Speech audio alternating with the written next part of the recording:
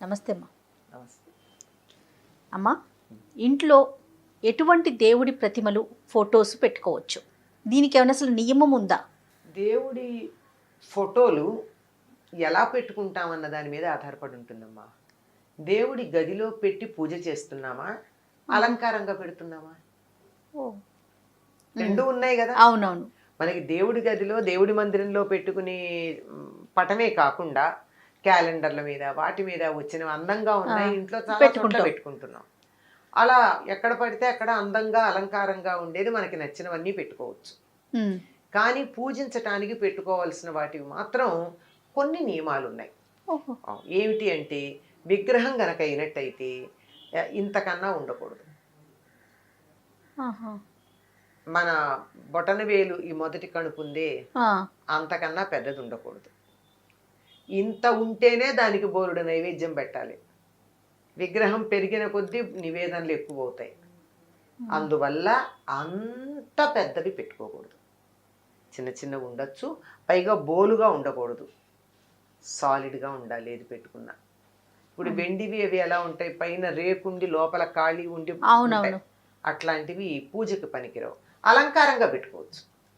ఇప్పుడు షోకేసుల్లో పెట్టుకోవచ్చండి. కృష్ణుడు బొమ్మ చాలా అందంగా ఉంటుంది. ఎన్ని రకాల కృష్ణుడు ఉన్నారు, వినాయకుడివి ఎన్ని రకాలు ఉంటాయో అవన్నీ అందంగా ఉంటాయి. నృత్య గణపతి, సంగీత గణపతి, ఇలాంటివి ఇవన్నీ అందంగా ఉంటాయని చెప్పి ఇంట్లో అలంకారంగా గోడల మీద కానీ షోకేసుల్లో కానీ పెట్టుకుంటే అసలు వాటికి ఎటువంటి తప్పు లేదు, ఏమీ లేదు. కానీ పూజ చేయడానికి పెట్టుకునేటప్పుడు మాత్రం బోలుగా ఉన్న విగ్రహాలు పనికిరావు. పెద్ద విగ్రహాలు ఉంటే నివేదన ఎక్కువ చేయాలి గనక మనలాంటి ఇళ్లలో ఇవి పెట్టుకోవడం అంత శ్రేయస్కరం కాదు. అమ్మ, మట్టివి దొరుకుతాయి కదా, ఇప్పుడు లక్ష్మీదేవి ప్రతిమలు అలాంటివి మట్టితో చేసినవి ఉంటాయి. అవి కూడా దానికి కూడా లెక్క ఉందా సైజు? దానికి లెక్కలేదమ్మా. అసలు అవి మనం మామూలుగా దేవుడి గూట్లో అవి పెట్టుకుని చేస్తామా? చెయ్యం కదా, సాధారణంగా చెయ్యం.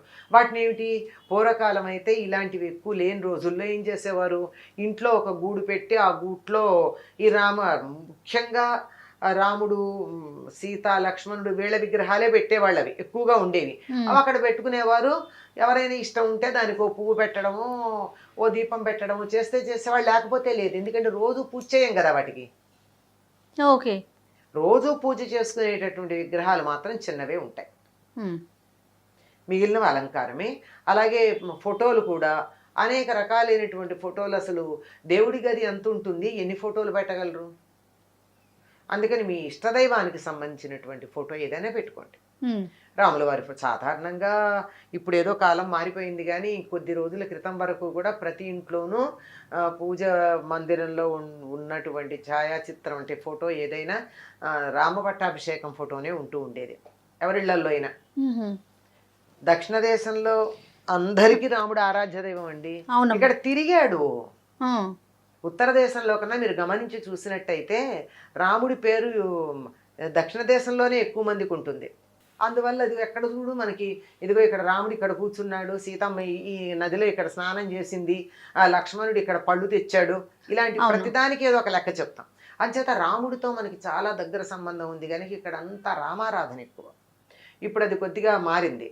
మధ్యలో కొంతకాలం వెంకటేశ్వర స్వామి ఆరాధన చేస్తాం, ఇప్పుడు మళ్ళీ సాయిబాబా అంటున్నాం. ఇంకేమన్నా కొత్త దేవుడు వస్తే కొత్త దేవుడిని అయినా ఆరాధిస్తాం. మనం అసలు దేవుడిని పక్కన పెడతాం. ఇది ఒక దోషాల్లో ఒకటిగా పరిగణిస్తారు. మీరు కొత్తగా ఉన్న దైవాలను ఎంతమంది నాన్న ఆరాధించండి, తప్పేం లేదు. కానీ మీ కులదైవం ఎప్పటి నుంచో 2-3 తరాలుగా మీ ఇంట్లో వాళ్ళు ఎవరిని ఆరాధిస్తున్నారో వారి పూజ మాత్రం మానకూడదు. అదొకటి ఉంటుంది. కనుక ఇలా సాధారణంగా రామ పట్టాభిషేక చిత్రం ఉండేది. రామ మందిరం లేని గ్రామం లేదు మనకి. దేవాలయం లేకపోవచ్చు, కానీ ఒక రాముడి ఫోటో పెట్టుకుని భజన చేసేటటువంటిది మనకి ఈ ప్రాంతాలన్నీ ఉన్నాయండి. అవునమ్మా. ఎంతంటే ఈ విజయనగరం, శ్రీకాకుళం జిల్లాల్లో నుంచి మలేషియా ప్రాంతానికి కూలీలుగా వెళ్ళినటువంటి వాళ్ళు కూడా ఈనాటికి ఒక దీపం స్తంభం పెట్టుకుని రామభజన చేస్తారు. ఈరోజు కూడా మనం మానేసాం. అట్లా రాముల వారి విగ్రహం ఒక ప్రశాంతతగా ఉంటుంది, అందంగా ఉంటుంది అనిపిస్తే కృష్ణుడిది పెట్టుకోవచ్చు, అమ్మవారిది పెట్టుకోవచ్చు. ఎన్నున్నా ఇవి పరిమితంగా ఉండడమే చాలా మంచిది. తర్వాత రకరకాల సిద్ధాంతాలు ఉన్నాయి వీటికి. ఏ సిద్ధాంతం ఎంత వరకు దానికి వ్యాలిడిటీ ఉంది అన్నది ఆలోచించాలి. ఏదో ఆంజనేయుడి ఫోటో ఇంట్లో వస్తూ ఉంటే ఎట్ట ఎదురుగా సింహద్వారంలోంచి రాగానే ఎదురుగా ఉండాలని కొంతమంది, లేదండి వినాయకుడు ఉండాలని కొంతమంది ఇలా చెప్తూ ఉంటారు. మీ ఇష్టదైవాన్ని, మీ ఒపీనియన్ ఏంటమ్మా? ఏ ఏ రూపంలో ఉంటే ఏం దయా దేవుడు? రూపాలు వేరు కానీ తత్వం ఒకటే కదా. అంతేగా. అంచేత వాటికి పెద్దగా మనం అనుకోవాల్సిన పని లేదు. కానీ ఒక పూజ చేయడం అంటూ గంధము కుంకుమ పెట్టి పూజ చేయడం మొదలుపెట్టిన తర్వాత ఆపకూడదమ్మా. మనం ఇలా అందంగా పెట్టుకునే వాటికి మనం ఫోటోలో బొట్టు ఉంటుంది కానీ మనం గంధం పెట్టం దానికి. గంధం కుంకం దేవుడి గదిలో పెడితే ఖచ్చితంగా గంధం కుంకం పెడతాం. అది పెట్టామంటే దాన్ని పూజ చేస్తున్నామని అర్థం. ఇది అలంకారప్రాయంగా అందంగా ఉండడానికి రామభావనం కృష్ణ భావనం నాలో కలగడానికి ఒక ప్రేరణగా ఇక్కడ పెట్టుకున్నాను. అక్కడ పూజకు పెట్టుకున్నాను. అందుకని పూజకు పెట్టుకునేవి మీ కులదైవం ఎవరైతే వాళ్ళని పెట్టుకోండి. ఎవరి పేరుని మీరు అర్చనలు చేసి స్తుతులు చేస్తారో అవి పెట్టుకోండి. మిగిలినవి ఇంట్లో అందంగా ఎక్కడైనా పెట్టుకోవచ్చు. విగ్రహాలైనా సరే ఫోటోలైనా సరే.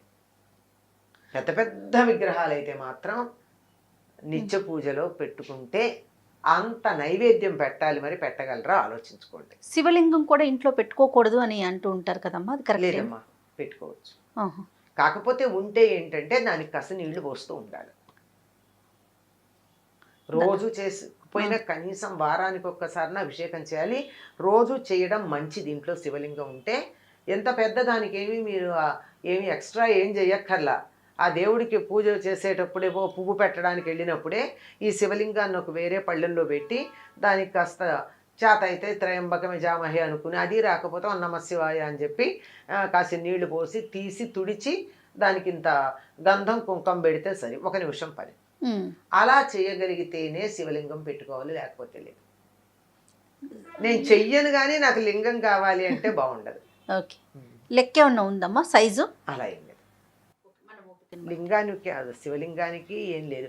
అది మామూలు తయారు చేసిన లింగమా సాలగ్రామమా అన్నదా. సాలగ్రామాలను బట్టి దాంట్లో తేడాలు కూడా. దేవుడి ఫోటోలు ప్రతిమలు కొన్ని పాడైపోతూ ఉంటాయి కదా, వాటిని ఏం చేయాలమ్మా?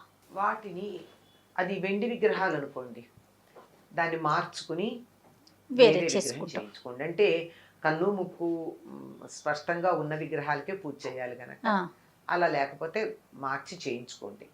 ఇత్తడివైనా మార్చి చేస్తారు, అంతేగాని వాటిని ఎక్కడ పడితే అక్కడ పారేయకండి. ఒకటి. ఇంకా ఛాయాచిత్ర ఫోటోలు ఉన్నాయి. ఈ ఫోటోల్ని తీసుకొచ్చి రోడ్ల మీద ఎక్కడ పడితే అక్కడ పారేస్తూ ఉంటారు, చెత్త కుండీల్లో పారేస్తూ ఉంటారు. అది సరైన పద్ధతి. నీ ఫోటో ఎవరైనా పారేస్తే నీకు ఎంత కోపం వస్తుంది? అవును, బాధ కలుగుతుంది కదా. మరి దేవుడిని నువ్వు పూజించే దేవుడి ఫోటోని ఎలా పారేస్తే అది సరైన పద్ధత? దానికో పద్ధతి ఉంది. సో దేవుడి గుళ్ళో వదిలేసి వస్తూ ఉంటారు. ఏం చేయాలి, ఏం చేసుకుంటారా దేవుడి గుళ్ళల్లో వాళ్ళు? అవును.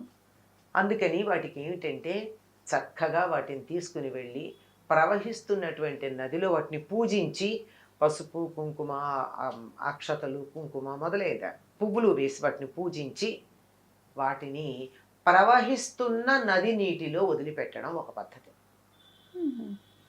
లేదు నాకు దరిదాపుల్లో ఎక్కడా కూడా నది లేదు, ఏం చెయ్యాలి? వాటిని చక్కగా మంచి చితుకులతో, పిచ్చి పిచ్చివి కదా, మంచి చితుకులు తెచ్చి మంట పెట్టి దాన్ని ఏ దేవుడి విగ్రహం ఏ దేవుడి ఛాయాచిత్రమో ఆ పేరు చెప్పి ఆయన్ని పూజిస్తూ దాన్ని అగ్నికి ఆహుతి వేయడం ఒక పద్ధతి. అంతేగాని ఎక్కడ పడితే అక్కడ పారేయకూడదమ్మా. దేవుని గుళ్ళల్లో పెట్టడం కూడా కరెక్ట్ కాదు. తప్పుగా ఏం చేస్తారమ్మా వాళ్ళు మాత్రం. మనం కొన్నాళ్ళు పూజ చేసి పడేసిన విగ్రహ ఛాయాచిత్రాలకు వాళ్ళు పూజలు చేస్తారా? చేయలేకపోతారు కదా. అసలు ఎందుకు చెయ్యాలి నాకు అర్థం కాదు. అసలు నువ్వు ఎందుకు తెచ్చుకున్నావు? నీకు ఇంటికి పూజ చేసే ఓపిక లేకపోతే ఎందుకు తెచ్చుకున్నావు? దాన్ని భద్రంగా పెట్టుకునే శక్తి లేకపోతే ఎందుకు తెచ్చుకున్నావు? నువ్వు తెచ్చుకుని నీ అశ్రద్ధకి ఎవరినెత్తునో పడేస్తావా బరువు? తప్పు కాదు. అవును. తర్వాత దేవాలయాల దర్శనం చేసుకోవటం, ప్రతి ఒక్కరూ ఇంత ప్రతిమ తీసుకొచ్చి ప్రసాదంతో పాటు ఇవ్వటం, ఇది కూడా చాలా తప్పమ్మా. దేవాలయాల వెళ్ళినప్పుడల్లా విగ్రహాలు తీసుకొచ్చి ఇవ్వడం అనేది, ఫోటో ఫ్రేమ్స్ ఎక్కువ ఇస్తుంది. అడిగిన వాళ్ళకి ఇవ్వండి. మా ఇంట్లో లేదు, ఏదో నువ్వు తిరుపతి వెళ్తున్నావు, మా ఇంట్లో వెంకటేశ్వర స్వామి విగ్రహం లేదు లేదా ఫోటో లేదు తెచ్చిపెట్టు అంటే వెళ్ళి ఇవ్వండి.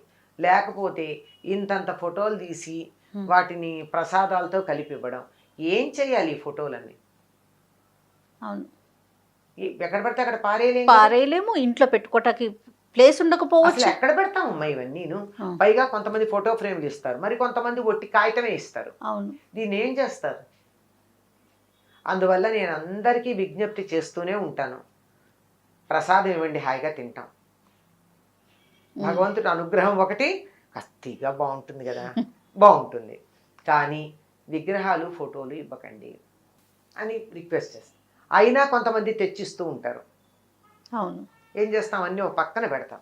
మరి దేవుడి దగ్గర పెట్టానో పూజ చెయ్యాలి, అందుకని అవన్నీ ఒక చోట పెట్టి కొత్తగా పెళ్ళే కాపురానికి వెళ్ళే వాళ్ళకి, అమ్మ మీరెవ్వరూ విగ్రహాలు కొనుక్కోకండి, ఫోటోలు కొనుక్కోకండి, దేవుడికి సంబంధించినవి మీకు నచ్చిన ఇవన్నీ ఇంత పెట్టె ఉంది, ఈ పెట్టెలో రకరకాల దేవుళ్ళ ఫోటోలు ఉన్నాయి, బోలెడు విగ్రహాలు ఉన్నాయి, మీకు మీ ఇంట్లో మీకు నచ్చిన దైవం ఫోటో కానీ విగ్రహం కానీ తీసుకెళ్ళి ఇప్పుడు మీరు పూజ చేసుకోండి.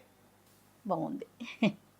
అంటే అందరికీ తెచ్చిచ్చేవాళ్ళు ఉండకపోవచ్చు. అవును, ఈ తెచ్చిచ్చేవాళ్ళు ఎక్కువైపోయారు. అందరికీ నేను వీలైనంత వరకు తీర్థయాత్రలకు వెడుతున్నాము అని చెప్పే వాళ్ళందరికీ నేను ఒక విజ్ఞప్తి చేస్తూనే ఉంటా, ప్రసాదం మాత్రమే తండి. విగ్రహాలు ఫోటోలు తెచ్చి అడిగి ఎవరైనా తెచ్చి పెట్టమని అడిగితే తెండి, కానీ ఎవరికి ఊరికే ఇవ్వకండి. ఏం చేసుకుంటారండి ఎన్నెన్ని విగ్రహాలు, చివరికి అసలు ఆ విగ్రహాల మీద దుమ్ము పడితే దులుపుకోవడానికి తీరిక కూడా లేనని విగ్రహాలు దేవుడి దగ్గర పెట్టుకుని ఏం చేస్తాం? చక్కగా కొన్ని పెట్టుకోవటం, శ్రద్ధగా పూజ, ఒకటో రెండో మీకు ఎంత ఓపిక ఉంటే అంత, ఎంత చేయగలిగితే అంత. అలానేనమ్మా, తప్పకుండా. నమస్తే. ఇక ఈ వీడియో కనుక మీకు నచ్చినట్లయితే లైక్ చేయండి, షేర్ చేయండి. మరిన్ని వీడియోస్ కోసం మా ఛానల్ని సబ్స్క్రైబ్ చేసుకోండి.